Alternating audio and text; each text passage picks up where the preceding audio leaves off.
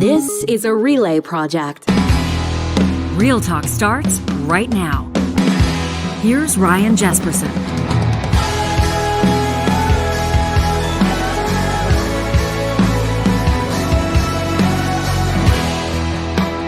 Welcome to Real Talk on this Friday morning. We're excited about what is in store.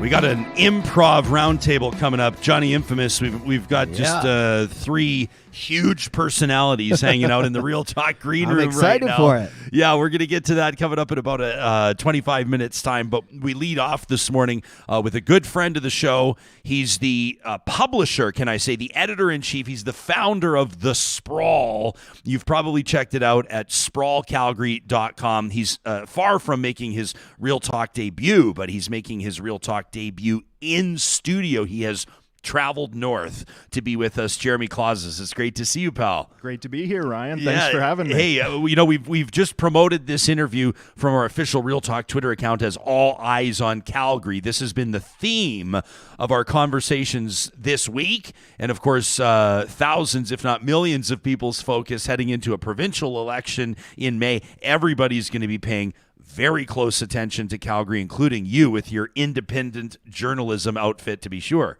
Totally. Yeah, it's going to be obviously a big election.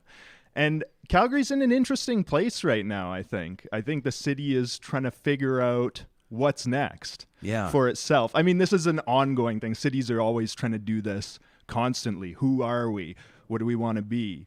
But this one's obviously a big one. Does Calgary participate in that exercise more frequently than other cities, do you think?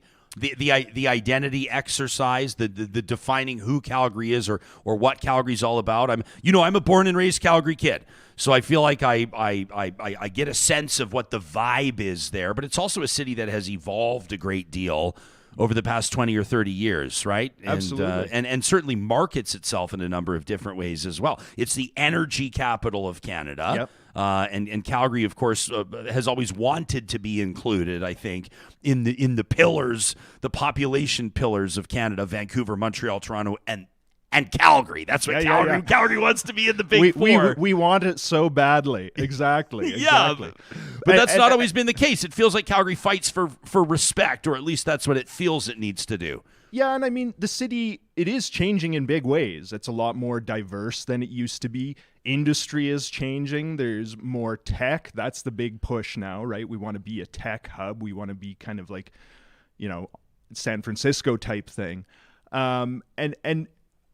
We have this insecurity. I don't know if this was the case when you grew up in Calgary, but it's like we have our things we're known for, which is oil and gas, the stampede, the cowboy motif, but we're insecure about all that. We're trying to get into this bigger club, right? With Vancouver and Toronto. I often think like we're looking at it totally the wrong way. This might be totally off the wall, but we always look at it in this east to west way. And one thing I often think about, I actually grew up just outside Edmonton, and my grandparents on my mom's side are in Nebraska. So every year we would drive from Edmonton to Nebraska, and that's a long drive, 18 hours. And it strikes me now that the largest cities by far on that trip, if you look at the Great Plains, Edmonton and Calgary, there's nothing comparable.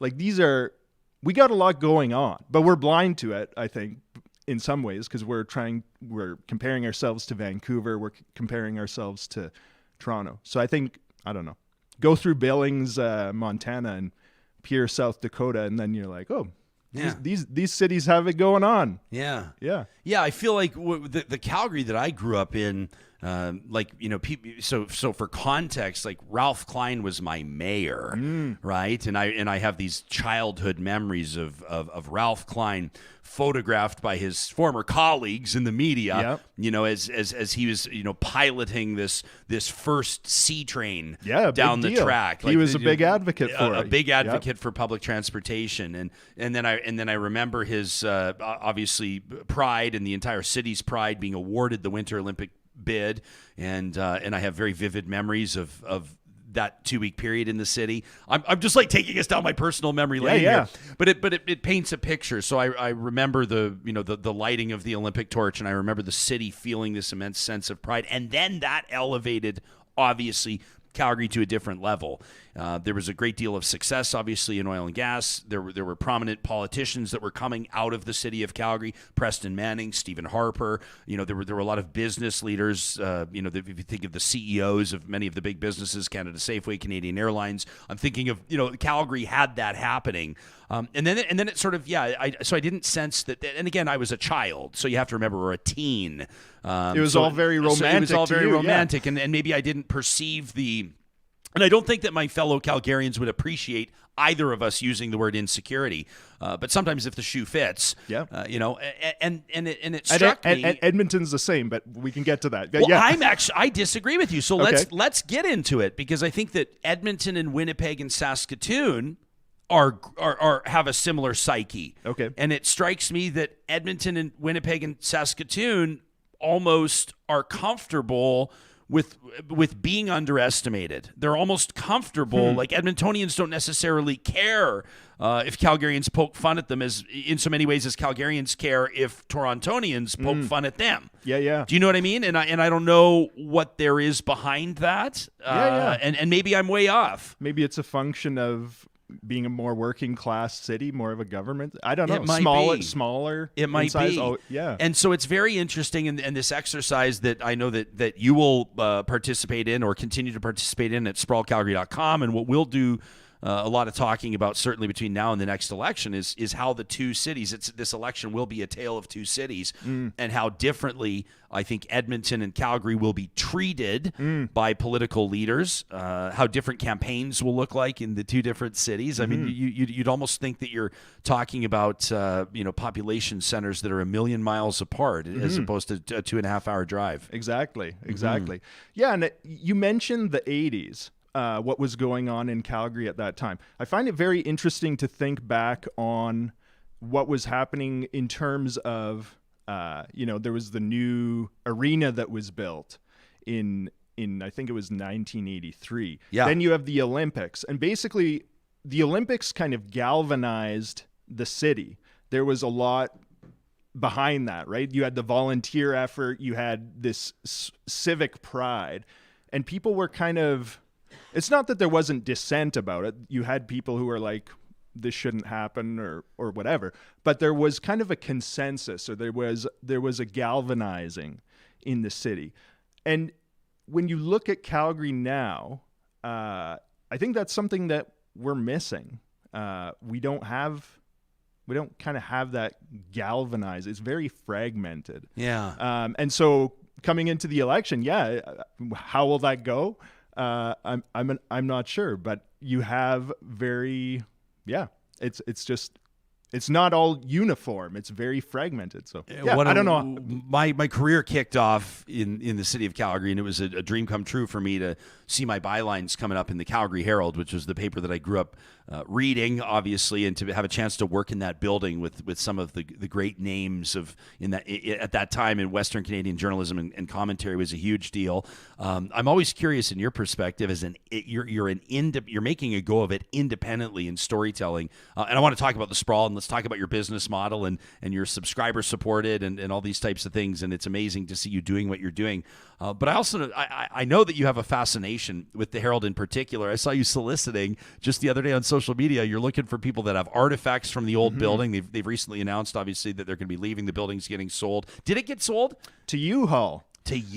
Which that just happened with the Calgary Sun building in Calgary 2 years ago. U-Haul bought it. Now U-Haul is buying the Herald building. So there's something very depressing about this. There's a metaphor there. I don't know exactly what it is, but moving a bunch of trailers and moving trucks into a place where hollowing out the newsroom. I've always been fascinated by the Herald, in part because of that building. If you've been in Calgary and driven down Deerfoot Trail, the Herald is this brick monolith, very imposing. Yes. On the hill. You would have been in there. And to me, that building always was impenetrable. Like I tried to get a job there. I couldn't get in there.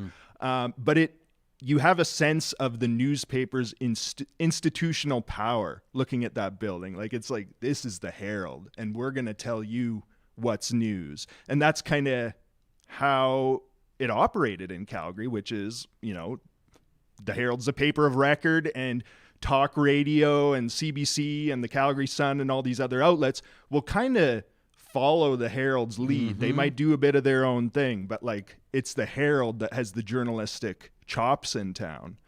And over time, I mean, same thing in Edmonton, same thing in any given city. It's just been picked apart little by little, rounds of cuts, outsourcing this, outsourcing that, outsourcing the printing. And so, yeah, I'm fascinated by what we're losing. I'm not sure, when you were there, like, what was your sense walking into that building? I couldn't believe I was there, first of all. And I'm, I don't know if these names will mean anything to people or not, but at the time the publisher was Peter Menzies, and one of the lead columnists there was, and she was syndicated, but Catherine Ford. Oh yeah, and such an intimidating and intelligent and actually quite hilarious person. Absolutely hilarious. And I remember, like, literally at the water cooler, literally on my first day, I walked up and she's there, and I go, Catherine Ford, and she goes, "Who the hell are you?" That was the first thing she ever said to me. Classic. But all of these great names that went through there, Colette Derwards and Heath McCoy and Gwendolyn Richards, and like all of these writers that had different beats, they were all getting their start right around the same time that I was there as well.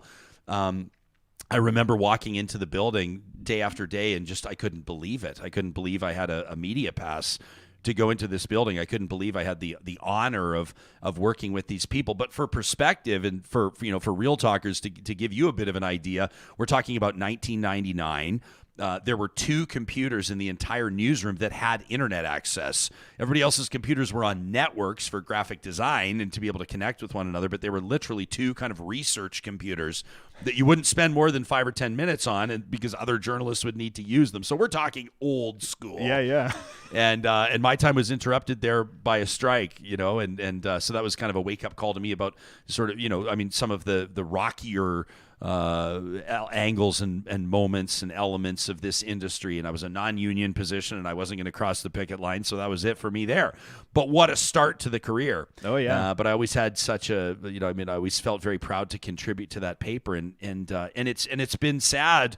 We've been talking a lot about media over the past couple of weeks on this show, and independent storytellers that are doing very well but require support. We talked to one of the founders of Emma Gilchrist of the Narwhal just the other day. Of course, they're suing the RCMP, right, with Amber Bracken, a talented photographer, and we take a look at what's happening with media writ large, and I think that the biggest loss, I sometimes feel like members of the general public misinterpret these lamentations around what's happening in media. They say, "Oh, these journalists at Crimea River, these media."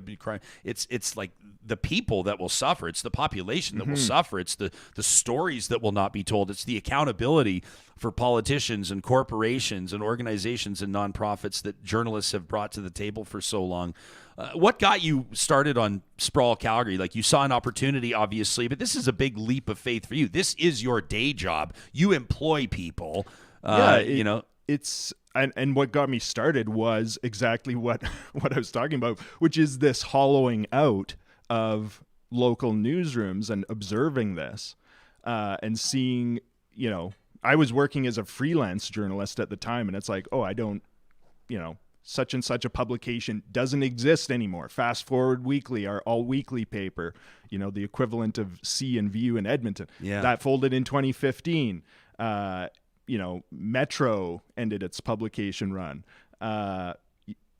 Publications that are still around, the Herald, the freelance budget gets cut, all that stuff, right? So there was a void for local news, and my kind of bias, I suppose, or where I'm inclined, is in-depth local news, like going really deep on a story.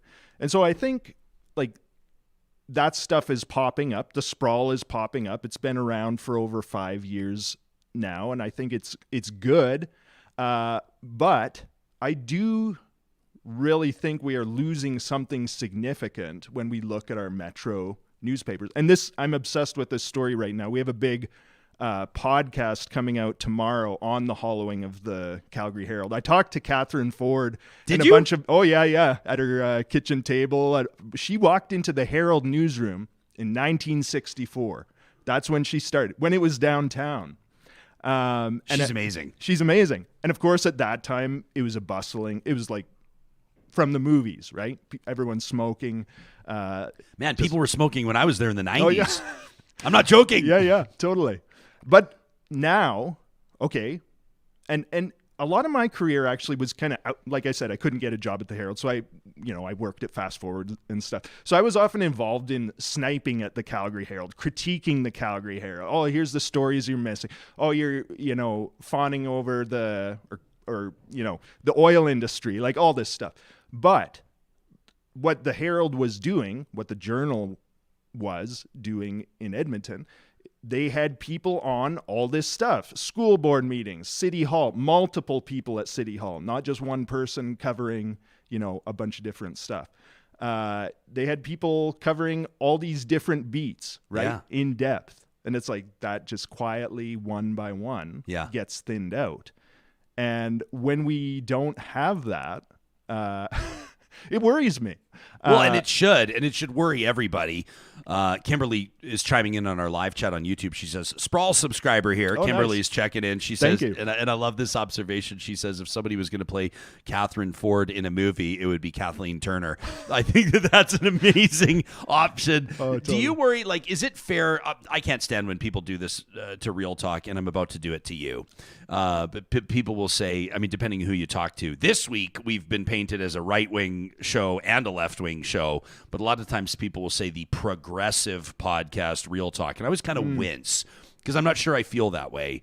I think that my personal views are nuanced and across the spectrum, depending on what we're talking about. So I apologize for doing the exact same thing to you, but I do think, is it fair to call Sprawl Calgary more of a progressive lens? It's news told through more of a progressive lens, or do you bristle when I say that?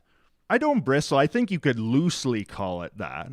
I think, like yourself, where you're saying my views are more nuanced. That's what interests me, the complexity of situations, the complexity of what's going on in the city. So I don't come at it from a very diehard ideological lens. Yeah. A lot of what the Sprawl is digging into is very hyper-local issues like urban development. So you could say, is this right-wing, left-wing? On a lot of those issues, that framework kind of falls apart because you have people who would consider themselves conservatives or liberals fall on different sides of these urban issues, right? Yeah. So, yeah, if you say progressive, I'm like, sure, that's fine. But I know a number of conservative people support the Sprawl too because they're like, it does something useful. It tells me about my city. Absolutely. And I tweeted about this a little bit this week, and some people didn't love it. And quite frankly, my dear, I don't give a damn because I am sincerely concerned that people strike me. And I don't think that the average person does. I think in general society, I think people still are curious, or people still seek to understand. To quote Stephen Covey, I think that people are still curious in other perspectives and viewpoints, and people want to know oftentimes, and it's smart to know what your ideological or political or business or other opponents think and what makes them tick. It's important to understand that. And I sometimes wonder if maybe with regards to media consumption, if we're losing that. Probably the biggest and easiest and maybe most lazy example is American cable news. Mm-hmm. And if you watch CNN and if you're critical in watching CNN, you cannot help but notice a bias. And if you watch Fox, good Lord, right? Let alone Breitbart, let alone what have you. And I'd be curious to know, for example, how many subscribers to Sprawl may also support Real Talk, may also support Western Standard, sort of more of a right-wing independent media outlet. Derek Fildebrandt's been on the show before. I'd be curious if that Venn diagram would show any overlap. I wonder if people would be curious to see a centrist or a pragmatic or a left-wing view while understanding a right-wing view at the same time. And if not, are we dividing ourselves too much into camps? Yeah. Well, that's a good question. Going back to the newspaper, that's what people used to do.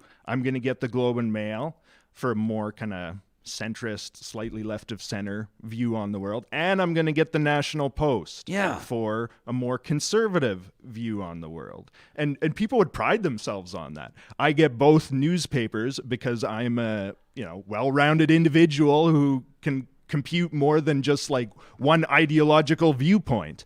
I think, now I do worry in the sense of it's so easy to kind of draw from your own well, to go where your ideological views are only reinforced, that contributes to a lot of our fragmentation, I think. That said, to your point about people are curious, I think that's bang on. I see that all the time in Calgary. Like if you judge our society by what we're seeing online, kind of the online shouting matches and ideological ongoing warfare that just kind of goes in circles. There's not much new there. That's what strikes me. You see these arguments online. It's the same arguments, the same people. It's like there's nothing new here. It's tired. Yeah, it's tired. But beneath that, if you actually talk to like people who don't spend every waking moment on Twitter, they are curious. Yeah. And they're tired of this. They're like, no, this isn't for me. I am looking for something deeper. I'm looking to connect with, with others. And so like Colette in our live chat right now says, which right-wing views? Racism, misogyny, white supremacy? Like with respect to Colette, that's an ignorant statement. Like I know some real left-wing assholes. You know what I mean? Like misogyny is not limited to the right wing. Yeah. Although Johnny was showing me a video montage the other day of I was like, right why are you coming to me with misogyny? Jesus. No, but you know the video I'm talking about. Colette, Of course. this would support Colette's position. Of course. But who was all on that? It was like Tucker Carlson and all Ben the Fox, Shapiro, Ben and they're Shapiro, all unloading on Chelsea Handler. Yeah. So there's an sure, but right wing conservative does not equal racist and white supremacist. Right wing could be a business perspective. It could be a perspective on the size of government. It could be a view on a whole bunch of things that aren't inherently bad in so many ways as the left is not inherently good. Trust me on that. Like, trust me on that. So, I don't know. I hope we haven't lost our ability to just be regular people that have regular conversations, that ask difficult questions that make us uncomfortable. Before we run out of time with you, what's going to happen with this Calgary arena? Like you can see right here. I mean, we've got our drape down, but on your walk in, this $700 million rink that casts a shadow over our historic warehouse where we do our show every day. And it's a beautiful district that's seen more than $2 billion in development. It's not all played out exactly how everybody hoped. Never does. There are some warts on the project, but generally speaking, it's been a success. And Calgary wants the same thing. It sounds like this premier has way bigger of an appetite than the previous couple to maybe provide some provincial support for this. You've got a bit of a smirk on your face. Well, where do you think this is going? I just laugh because in Calgary, I mean, it's been dragging on for so long. I think it was 8 years ago when this was first floated to have it on the west side of downtown, a new arena in the West Village. They called it Calgary Next. And originally it was actually going to be arena and football stadium, like in this megaplex. Yeah. And then that didn't go anywhere. Then there was an arena deal that looked like it was all going to go ahead. Then that fell through. And that fell through. Is it true that it fell apart over like $20 million of solar panels and sidewalks? I mean, does Mayor Gondek really have to wear that one? Is that an accurate assessment as far as you can tell? That's a good question. I want to dig into that to really figure out what went on. It seems too simple. Yeah, totally. To let a whole project collapse. And now it's been rebooted again. There's a new committee at City Hall that's looking into this. And so that's why I'm laughing, because it's like Groundhog Day in terms of, new arena in Calgary. Yeah. Sure. And meanwhile, we have the Saddle Dome, which I have a certain affection for. Yeah. I know everybody's like, just because of the heroin beer or something else too? Yeah, just kind of everything about. I watched last year. I got really sick. And I watched Fubar for the first time. I'd never watched Fubar. Terry and Diener, the best. And then I was like, it kind of made me get the Saddle Dome and appreciate it a bit more. I think I was like, oh, this is kind of this relic, this working class. Yeah. Now everyone hates it. Get rid of it. Get the shiny new thing. Yeah. But yeah, it kind of represents this side of Calgary that people want to get. It's shaped like a saddle. Like, how embarrassing! Get that thing out of here. But Calgary's not. Calgary keeps trotting out the Western themes. I'm like, you got to be kidding me. Calgary's got to be happy with the saddle-shaped barn. That's so funny, though, isn't it? Like in Edmonton, they're like Rogers Place. It's kickstarting development downtown. It's bringing office towers and corporate headquarters here. And then you're like, if you like FUBAR, you'll love the saddle dome. Mine is not an economic argument at all. It's not. And for anybody that hasn't yet seen FUBAR, it's not Gone with the Wind.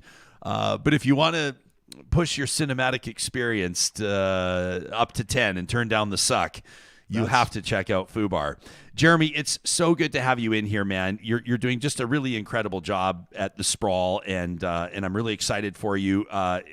Quick pitch to the folks of Real Talk that are going to go check out sprawlcalgary.com for the first time. Yeah. Well, I mean, we do in-depth Calgary journalism. Our big thing is depth, not breadth.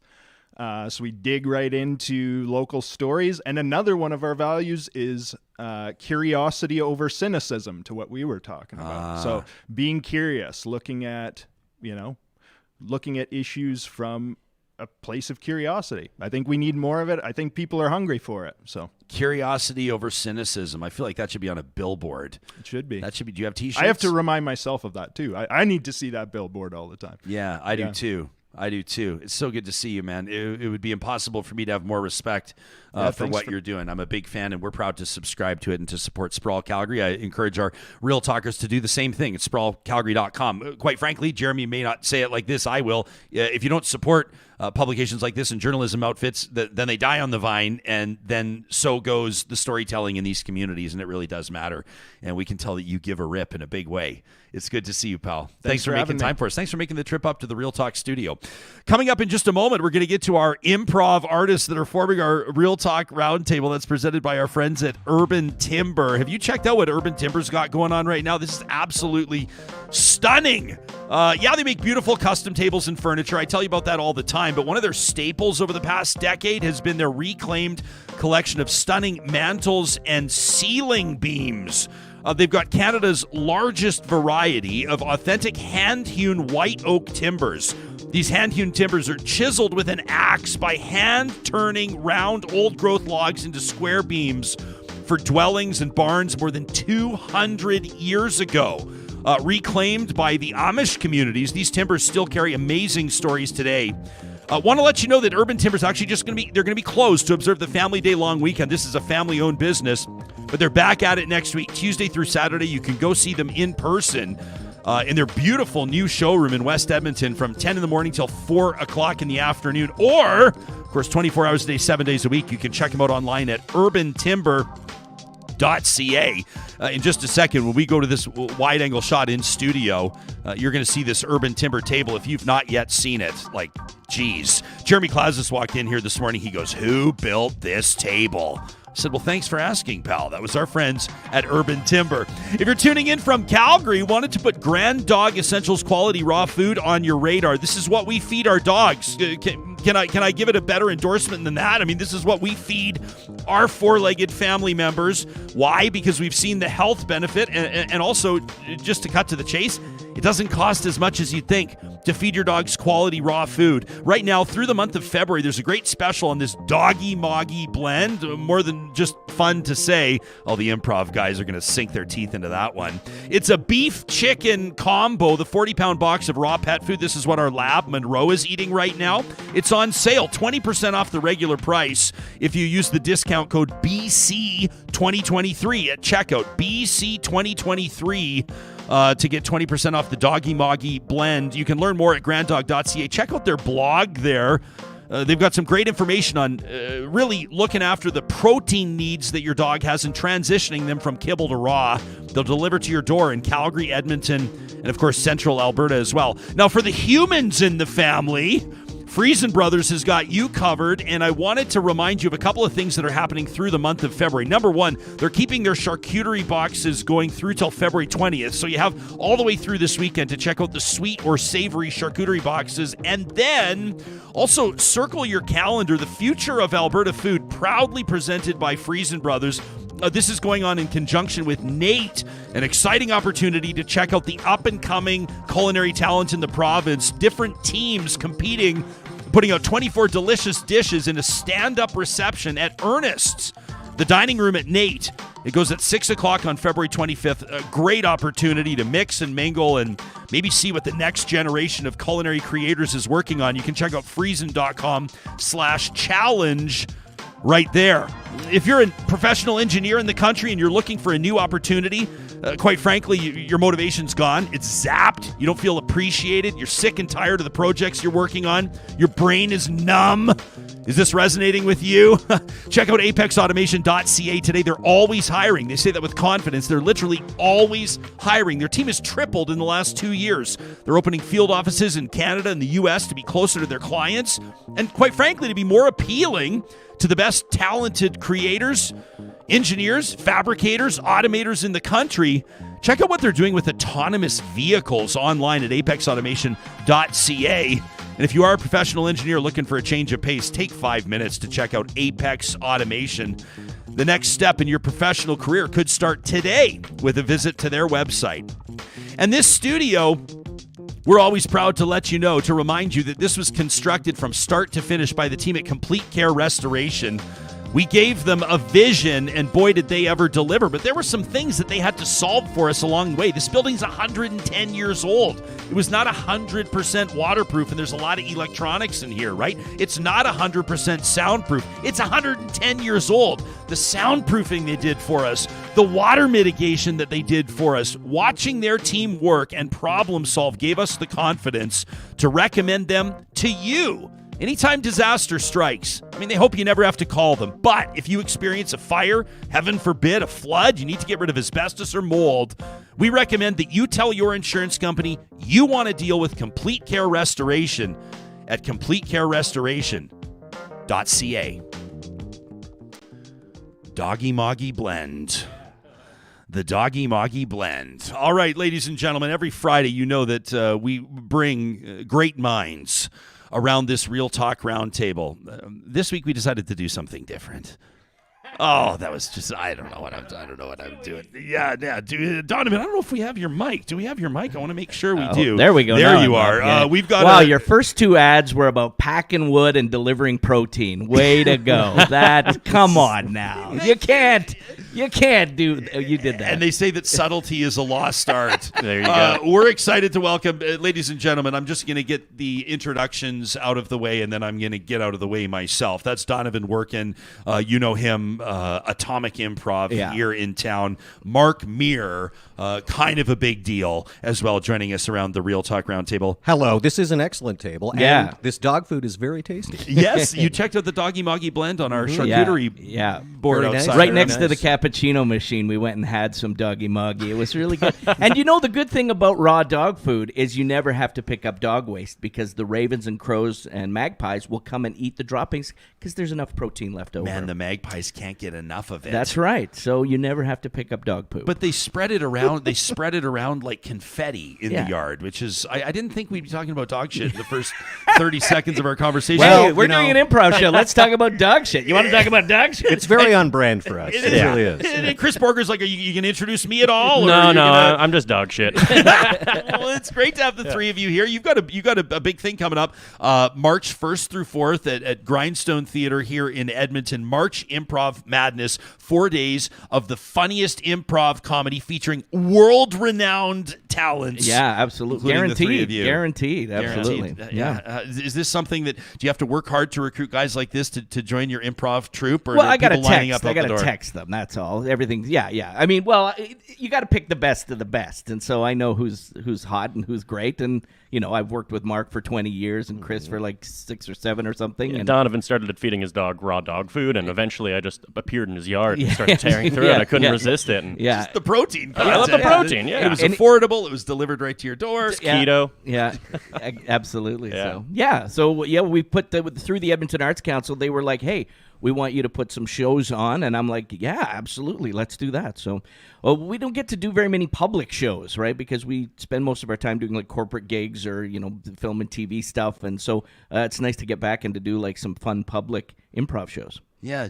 You and Mark, Donovan, you guys have known each other for 20 years? Oh, 20 at years, least, at yeah, least at more, least, I think, yeah, the probably 90s. closer to 30, yeah, for sure. And have you always run, because people are going to be hearing this, some people are going to go, where do I know that voice from? And if they play Mass Effect, Well, yes. they're going to put 2 and 2 together. If you put a few hours into the Mass Effect trilogy, you might have heard my voice as Commander Shepard and a variety of aliens. And, lots of other video games as well. Yeah. What an opportunity to get into the voice work side of things, which is kind of it's its own unique endeavor, right? We can talk about like work on film, and I want to talk about this new fan film you just did, this Batman Of course, fan film, which yeah, is yeah. amazing. But the voice work is its own animal, isn't it? It certainly is. And, being someone who's played video games all his life, it was a dream gig, especially getting to be the lead in a big video game trilogy like Mass Effect.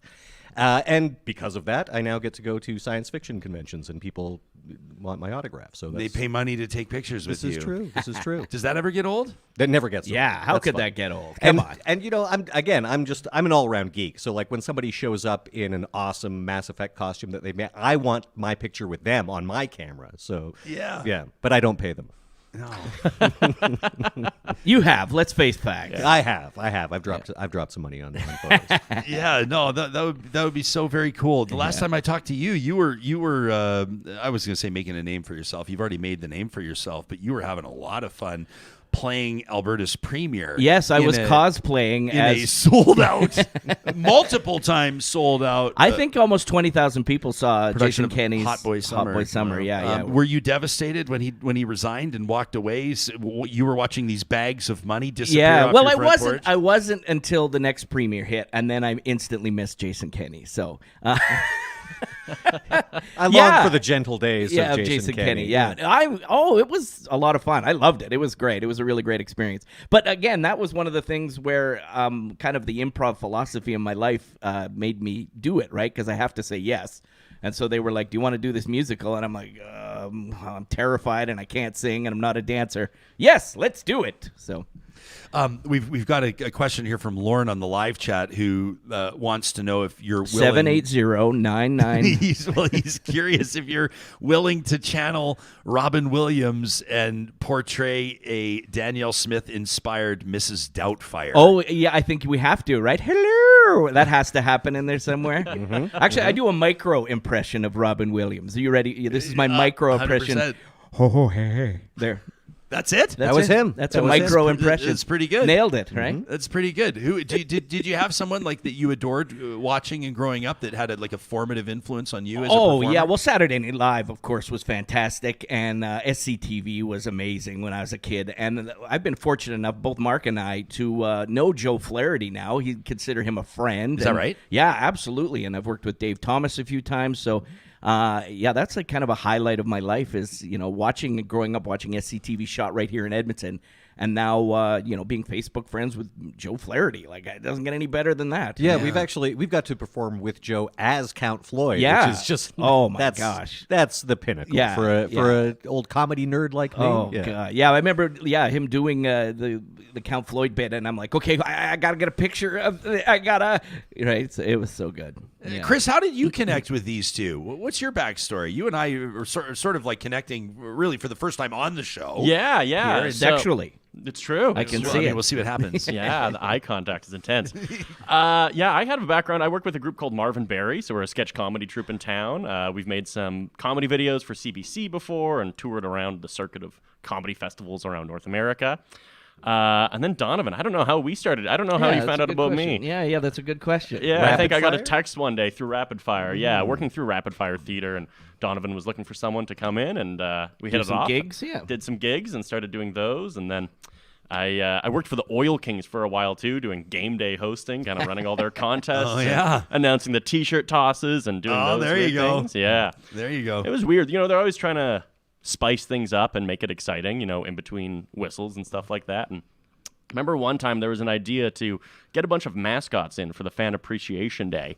And, normally there's a couple mascots. There's like Hunter and, the ones around town. Goomba, the bear from the Eskimos who looks like a Goomba? That's his name? What? Are you thinking of Gooba from the U of A? Yeah, is his name Gooba? Gooba. I was calling him Goomba. That's why he was pissed off. That's why he's pissed off. got at you. fired. Yeah. I think that's a Mario character. Goomba, Gooba. The one who looks like Winnie the Pooh, but like microwaved. Yes. Yeah, That okay, guy, cool. Yeah. So they got all those in, but they wanted more mascots at this event for Right. the big Fan Appreciation soccer game thing. So they put out a public call to any adults who own any high-quality animal costumes. Oh, no. And they called Come on. They called the No. event the Frantic Furry 500. No. And they had all of no. these like professional mascots. Were they aware of the furry subculture Yeah. at the time?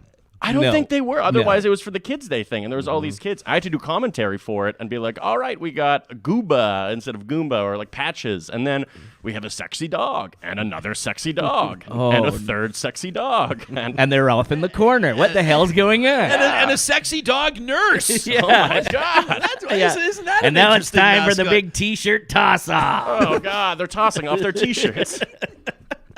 Yeah, so that was always a fun, crazy gig. Yeah. That's the nice thing about working in the junior leagues is that you're not going to see that in the National Hockey League. Yeah. No, there's standards in the National Hockey League. You see the furry 500 in the NHL. I got fired from working with the Oilers. Not gonna lie, I did a sexy dance one time and it did not go over. They Is that did right? not like it. Yeah. What they hired you? Were you like one of the impromptu? Like, look at this crazy Yeah, fan. yeah. And then So, this yeah. guy's had one too many. Yeah, and then then I had one too many, and so I ended up like twerking and then doing like a sexy dance, and they were like, "Okay, that was too far." Like, you're right, it was too far. wow. Agreed. Well, Yeah. maybe they should have been more clear in their expectations. Yeah, well, they hired me. They should have known what they were getting. Know what they were getting into. Yeah.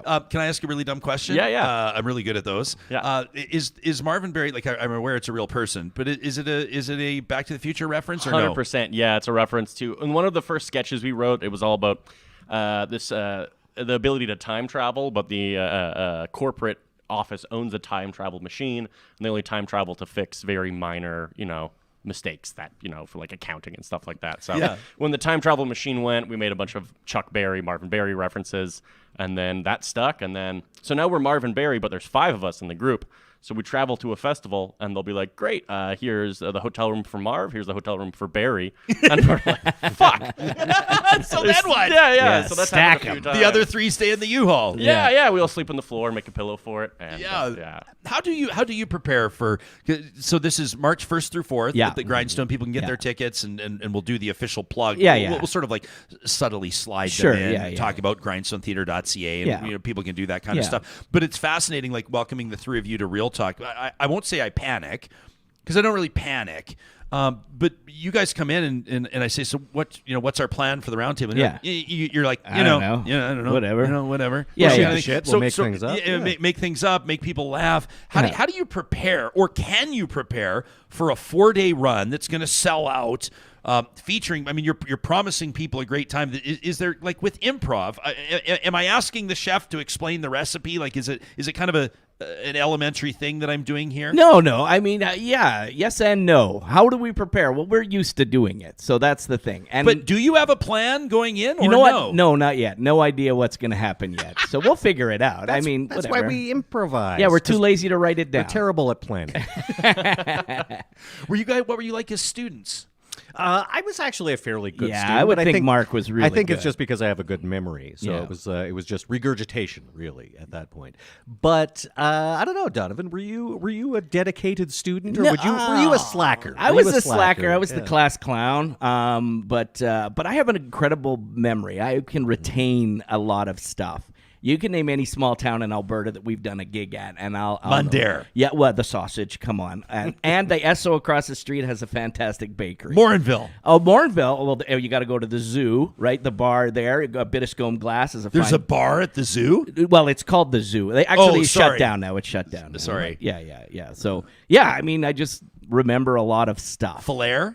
Oh, you mean the honey capital of Canada? Is that true? Yeah, damn right. I mean, you could just be bullshitting me and I would have no idea. I realize You're as just I thinking said, of, this is not a bit. Yeah. This is Okay, Donovan, Beaver Lodge. Yeah. Remember our gig there? We did Ladies Night in Beaver Lodge, and I was like, this is a fucking T-shirt. We need a T-shirt that says, we survived Ladies Night in Beaver Lodge.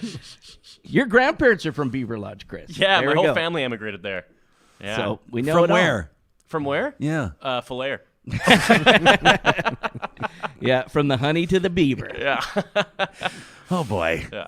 Can we talk about Gordon, a Batman fan film? How cool Yes. is this, Mark? People can check it out on YouTube. That is correct. This is a Batman fan film. It's called Gordon, a Batman fan film. You can find it on. You can find it on Wait, YouTube. it's what? It's a fan film called Gordon, and it's about Gordon. a Batman fan film, and it's about, of course, Commissioner James Gordon. That's who it centers on. But I get to play a very plum role. I get to play the Joker in this little 15-minute short film. And oh yes, you've got some of the Well, very yeah, I mean, check this attractive. out. We can show the video Now here. this is Mark getting up in the remarkable. morning. Yeah. Here's a little bit of Batman and James Gordon. And you Most saw- people will hear this on the podcast, so let them know on YouTube. You just Google Gordon, a fan film. You can watch it about, 13, 14 minutes? Yes, it's a short film. It's by Creative Force Films, some friends of mine who wrote Patrick Logan wrote and directed it. Fantastic script. As soon as I saw it, I was like, I'd really like to be in this. And he said, that's why I got it into your hands. So we found some time. We shot it over the course of a few days, and I'm very pleased with the way it turned out. So It looks incredible. Like, I'm out of my depth in trying to talk film, but like, would you call this like a film noir? this is it's a fan film noir. And it's very stylishly shot. They did a fantastic job on it. A fantastic job. Everybody brought their A game to this, and of course, everyone is essentially doing it for the love. This because it is because of its nature. You can't make money on this. We just put it out to the public so they can enjoy. Yeah, can I ask it like just a nerdy technical question? Do you have to worry about things like copyright and intellectual property and? No, because as long as no one is making any money on this, then it is fine. And Okay. I've been in, Star Wars fan films. I've done Star Trek. I did a thing called Star Trek Continues. I've done Mass Effect fan films, like a student project where a class invited me in. I love doing these things because I am a nerd at heart. And And it keeps you out there. it keeps you out there. Yeah. Out in the rain In and the the cold. ice. Yeah, Till 3 in the morning when we shot this. But yeah. It was really fun, and it was like getting to step inside a comic book.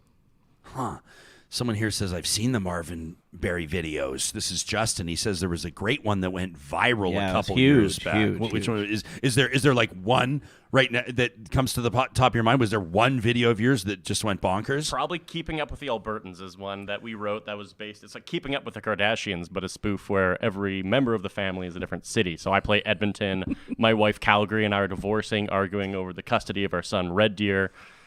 We have my brother Fort McMurray, who is a mess. Yeah.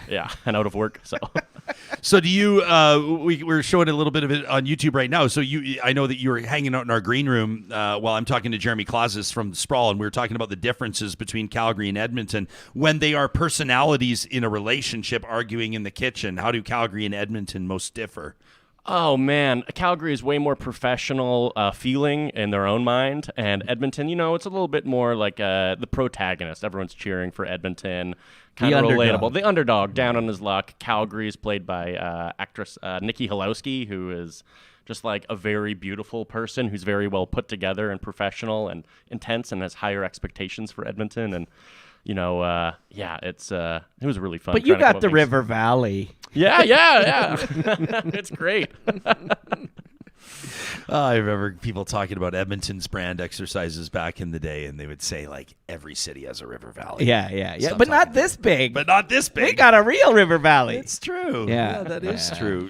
What role does Fort Mac play in the family? So Fort Mac is my out-of-work brother who's living with us for a bit. That's causing a lot of tension between me and Calgary. I'm guessing he had a dependency issue. There's a few dependency issues, it happens. And eventually we're just trying to get him to help us out by taking out the garbage, and he throws it over into our neighbor's yard, which is where Victoria, BC lives. And isn't too happy about the garbage getting thrown over at the time. Yeah. When we were writing it, it was when the Keystone Pipeline going through BC was like the big controversial thing. So by Alberta trying to pass our trash on to BC. They weren't too excited. Wow. So are you going to be like when you approach improv or you go to different communities? Do you have to treat the exercise differently based on the audience, or do you bring to the table, regardless of where you are, what you bring to the table? It's definitely a brand we bring to the table, and audiences, no matter where you are all alike. I mean, I've done shows. I did the 2010 Olympics, and I did improv there for a bunch of like dignitaries from all over the world, and the jokes they liked were about bull testicles. So people are the same everywhere you go. But I like the blue collar real audiences that are just made up of the average Joe. And it's our chance to kind of bring a little bit of theater to them, and so we'll start on their level and then hopefully try to elevate it to something weird and bizarre. And if we can catch them and bring them on a journey, that's always fantastic, right? But we love the blue collar jokes too. So. Yeah, well, everybody does. Yeah, of course. Everybody does. So what do you notice like with regards to the audience and how the audience has evolved? Is like you get these packed with young people. Is there like a next gen of improv fans that are coming in, and if so, like have expectations changed? Do you see like young rising stars, and you're referencing some of the greats that obviously the SCTV references in Edmonton are understandable, and of course Saturday Night Live legends, and then there's your genre and the two of you that have worked together for many years. Yeah. Is there this up and coming class? I don't know, Chris. Is there an up and coming class of young upstarts? You're young. Yeah, you're young. You still have your life in no front of offense, you. pal. Yeah, I'm like us. not calling you broken down. No, I'm actually only 16. It's just been a hard 16 years. Yeah, on the It's been a road. rough Hard living. 16. Yeah. A lot of vaping. Yeah, there's definitely a lot. And like with there's the Northern Alberta Improv League that happens. So schools from Alberta now kind of have, instead of just a once a year tournament, they have a league where every single week they're competing and training. And there's junior high improv tournaments now, and it's a really big thing. There's some development of trying to get Alberta as an approved course in the Alberta curriculum as well too. So Is that right? definitely Yeah. improv, I think, is popping off. Well, and I think that was one of the reasons that I was selected to go do the Olympics in 2010 is representing Alberta, because Alberta is this amazing improv place. It's fantastic. There's a lot of improv here. I like that you just dropped that in there, by the way. What? I think that's one of the reasons why I was invited to go Oh, to the well, Olympics. it was because it was because improv is culturally part of Alberta's matrix, right? It's who we are. Strangely enough. up the Olympics. That one gig. That one We gig. get it, 13 man. You were in years the ago. Olympics. Yeah. All right, fine. I'll shut up. I don't know. But no, Can I'd like to talk about Mass Effect, if that's okay. Have you heard of this videos? It's a game I did. Have you heard of it? Yeah. I'd like to talk about my video game from 13 years ago. if you don't mind. Sorry, I kind of derailed this back to the one YouTube video I had. Of course, yeah. Some of that No, again, I put out a please. Batman fan film called Gordon, a Batman Wait, fan is it a film. fan film? It's a fan film. Yeah. No one's making any money. Yeah. If DC's lawyers are listening, we're not making money. absolutely. Yeah, I mean, So- and just on a side note, naturally, I just was wondering if any of you have tried the sauced and tossed honey barbecue glazed chicken strip basket at the Dairy Queens of Northwest Edmonton and Sherwood Park. I'm not Damn sure right. If it's sauced and tossed, it's going right in my sauced mouth. and tossed. I'm sorry. I filled up on dog food. So I'm not, it was so You're delicious. full. Doggy You're moggy. great. Yeah. Well, they actually have a Doggy Moggy Blizzard now. They do. It is 20% fantastic. off. Yeah, a puppuccino. Yeah, they put some Skittles in there. I'm not going to try to get too serious here. Yeah. Do you have to be more careful with your comedy and jokes you crack and things you talk about and subjects you tackle these days? No, I mean, we're all evolving and changing, aren't we? Right? There's some jokes that I made in the '90s that I wouldn't make now. Sure. And because I've grown and changed as well, so it's not like I'm resentful and like holding on to things. But yeah, we all change. Hopefully, culturally and. Stuff. But people look to comedy too, though, as to be Yeah. kind of the last bastion of. Well, of, I don't know, but or maybe the personally, first. Yeah. Well, I mean, got to tell you, I mean, with all these AI jokes that are showing up these days, our days are numbered. Chat Yeah, GPT. yeah, we're in a lot of trouble. Chat take GPT over. improv. Yeah, that's a good idea. Yeah, I know. I'm always like, here's the line you shouldn't cross, and I'm waving from the other side as far as I can possibly be. Right. So, But people need that from comedy, Yeah, I think. yeah, And not yeah. to the point where you're hurting people. But What? I also What? No. Oh yeah. No. Yeah. Of course. Well, yeah. I guess never depends hurting. who it is. Yeah, Just I'm- shocking and offending. Yeah, exactly. And being offended is not my problem. That's your problem. I don't care. But yeah, I mean, I usually make fun of myself first and foremost. So if I can take it, it's fine. I think it allows you to get away with a lot of stuff too. Off the bat, that Donovan is making fun of himself and being really self-deprecating. If then he starts roasting people in the audience, it's hard to be like, "Hey, Yeah. Wait a minute, that short fat guy's making fun of me." It's like, yeah. I think that's all I got, man. That's ultimately why Canadians are such good comedians, is because self-deprecation is a Canadian art form. Let's face Absolutely, it. yeah. Well, Edmonton, it's a big one here in Edmonton as well, right? So Yeah, no kidding. Well, fellas, I'm super excited for what's coming up. This is March 1st through 4th. It's tickets are on sale now, right? Yeah, absolutely. They're on Show Pass. You can get them at grindstonetheater.ca, atomicimprov.com. You can Google it in Show Pass. You'll find the tickets. You can get 1 show, 2 shows. There's even a 4-show bundle. You can come see all of them. So. Because it's a different cast every night. Absolutely. Ron Peterson's going to be there from Mad TV. He's doing one of the nights. Really? Yeah. Mark is doing one of the nights. Chris, Ame Bodwin is from Caution May Contain Nuts, an APTN show. Yeah. And they want her Spotlight Cabaret. She's Is it doing true a couple that shows. this is just, I don't want to throw her under the bus, Yeah. but like she was going to be here, but it was just too early? Was that actually true? Yeah, that is true. Yeah. Do we need to start doing Real Talk at like noon? We she's opening a show at her venue this week. Oh, she's tonight. currently working. Yes, so she needs to get some beauty sleep to. It's like before. asking. We asked Bruce Coburn. He's coming through town, and we tried to get him here in studio. And Right. They're like, Bruce does not do interviews on the road. Whoa. And I understood it. My 22-year-old texted me. He's like, "Who's Bruce Cockburn? Is that his real name?" It's not his real name. 'Cause Yeah. it's pronounced Coburn. Yeah, it's Coburn. wow, I learned that literally just now. I thought it was Goomba and Cockburn. If I I've had had- a rocket That's an launcher, amazing I'd name tell for a you. new comedy troupe. I've had Goomba and Cockburn? I've had Goomba Cockburn. It is terrible. It is. Isn't the that a worst. Mario character? Goomba Cockburn? Yeah, that's what they're Yeah. known for up in Mundare. All these 3 and more in action at March Improv Madness, March 1st through the 4th. Tickets available for the Grindstone Theater at grindstonetheater.ca. Different experience in that theater too, man. Yeah, it's super 100 cool. seats. Yeah, so it's an amazing venue. It's going to be crazy. Yeah, it will. And thanks to the 3 of you for joining us. Oh yeah, thanks for having us. Awesome. Yeah, it's been a lot of fun. Get your dog don't, food. Don't steal anything out of the lounge when you leave. yeah. So to recap, Doggy Moggy, Gordon, a Batman fan film, Yeah. that Marvin Berry video from Mass Effect many is- years ago, Yeah. Mass Effect, Still selling. the Olympics. Yeah. The 2010 London Olympics. Yeah. Yes. Oh, and the thing we came on to talk about, Right, which is the March Grindstone. show. Yeah. Yes, and this right. wooden table, fantastic. Very well done. Constructed by Urban Timber, proud presenter of the They Real got Talk Roundtable. They got wood.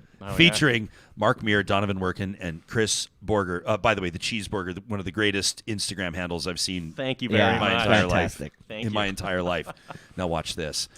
If you're craving a cheeseburger, can we recommend? Hey, pretty good, right? Transition. Nice. Wow, segue. Yeah. The signature stack burger combo at the Dairy Queens of Northwest Edmonton and Sherwood Park. Shameless, I know.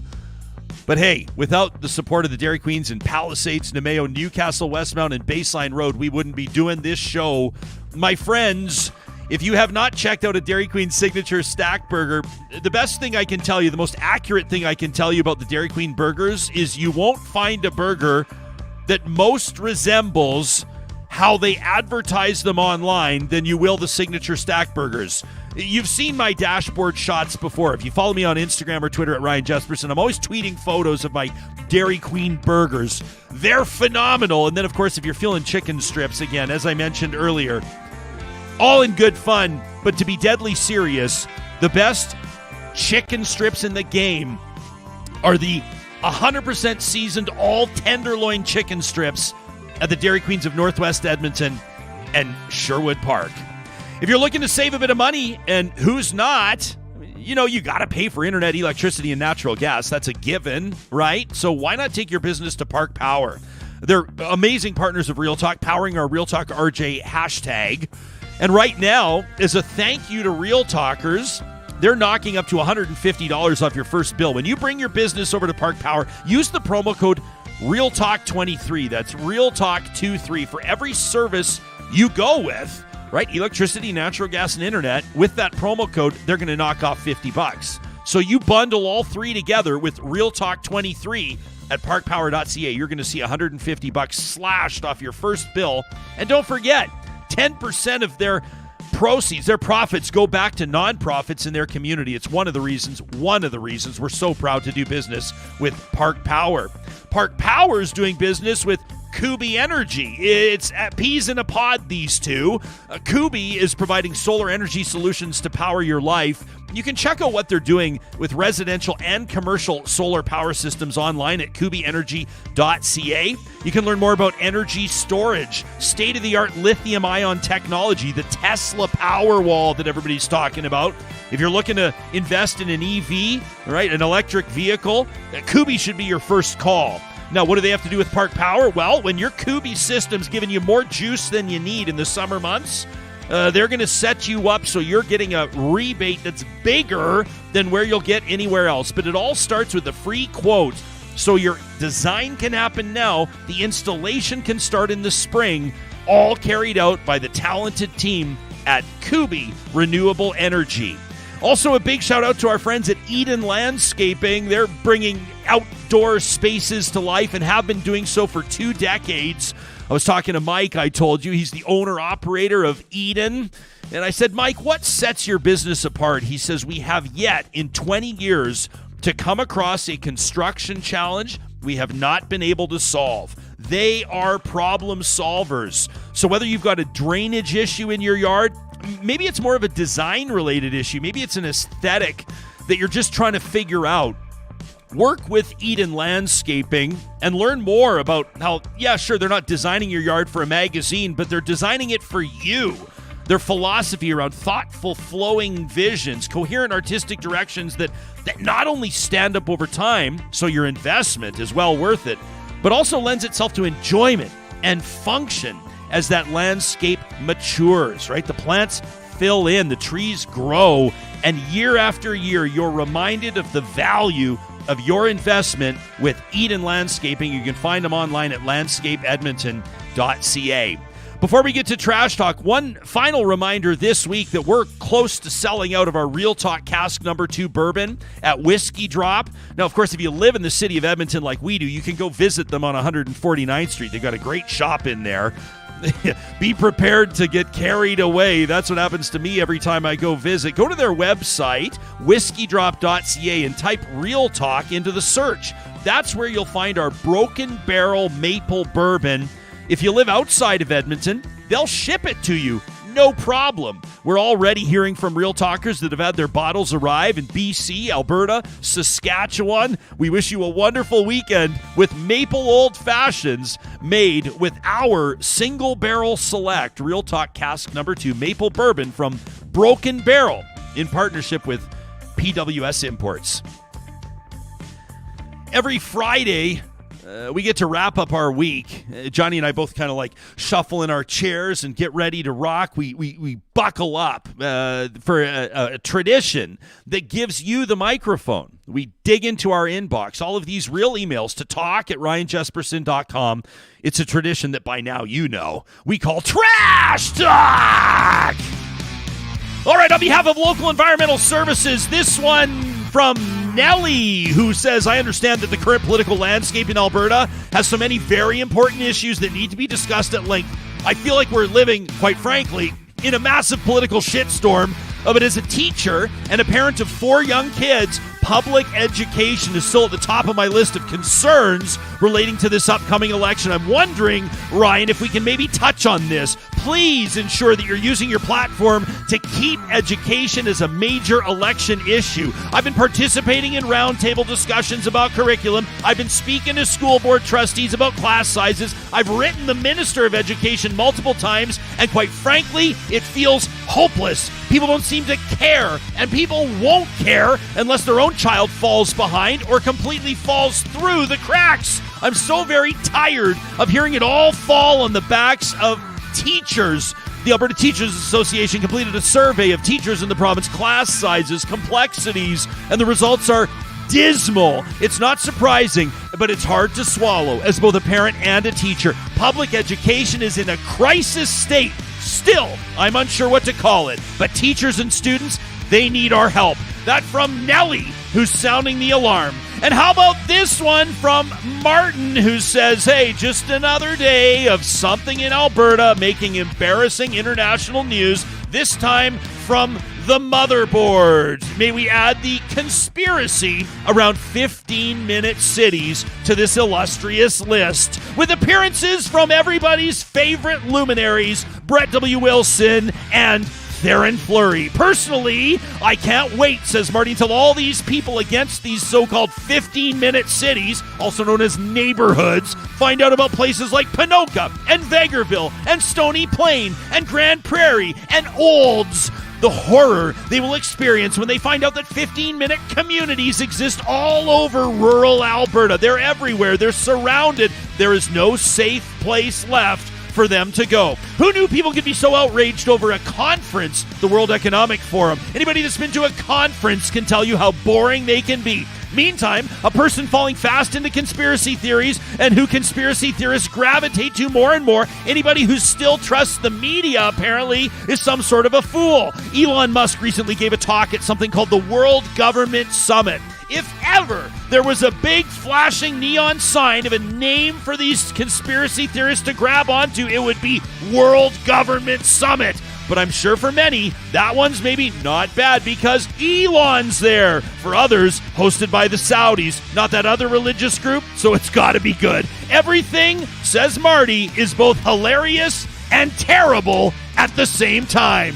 Marty, you're not wrong. Marty sent us an email, just like Nellie did, to talk@ryanjesperson.com. You can do the same 24 hours a day. When something grinds your gears, when something gets like that burr under your saddle, shout out Calgary, and you need to talk about it, send us a note, and you could be featured on the next Trash Talk, presented by our friends at Local Environmental Services. Coming up next week, we've got a whole bunch of fabulous interviews, including Justin Bourne, who's going to join us from Sportsnet to talk about 4 years of sobriety and why he gave up the drink for good. We've got a lot of other things on the hopper, including international stories. What you can do right now is tell us, what do you want to hear more about on Real Talk? In the meantime, tell your friends, share our content. Let's make sure that these conversations get the spotlight they need.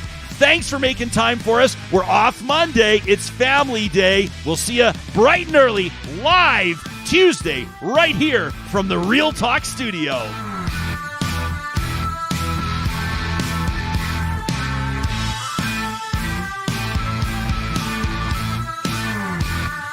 Real Talk is hosted by Ryan Jesperson, executive producer Josh Dunford, technical producer John Hicks, general manager Katie Cook-Chivers, account coordinator Lawrence Derlego, human resources Lena Shepard, website design Mike Johnston, voiceover by me, Carrie Skelton.